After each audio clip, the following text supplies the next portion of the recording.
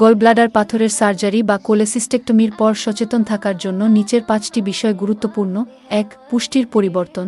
সার্জারির প্রথম সপ্তাহগুলিতে আপনাকে আপনার খাদ্যপদ্ধতিতে পরিবর্তন আনতে হতে পারে।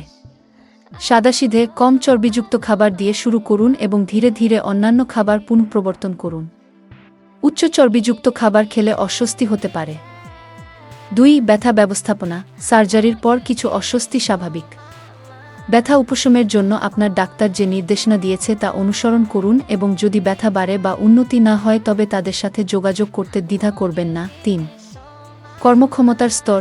আপনার শরীর সুস্থ হতে কিছু সপ্তাহ শারীরিক কার্যকলাপ সীমিত রাখুন। চিকিৎসকের অনুমতি ছাড়া ভারী ওঠানো এবং কঠিন ব্যায়াম থেকে বিরত থাকুন। 4. জটিলতার লক্ষণ। এমন লক্ষণগুলোর প্রতি সতর্ক থাকুন যা জটিলতার নির্দেশক হতে পারে, যেমন তীব্র পেটের ব্যথা, জ্বর, পিতলা বা স্থায়ী বমি। যদি এমন কোনো লক্ষণ দেখা দেয় তাহলে চিকিৎসা নিতে দেরি করবেন না। 5. Follow up appointment. আপনার সব নির্ধারিত ফলো আপ অ্যাপয়েন্টমেন্ট-এ উপস্থিত থাকুন যাতে আপনার চিকিৎসা পর্যবেক্ষণ করা যায় এবং কোনো উদ্বেগের বিষয় নিয়ে আলোচনা করা যায়। এটি নিশ্চিত করতে অত্যন্ত গুরুত্বপূর্ণ যে আপনি সঠিকভাবে সুস্থ হয়ে উঠছেন।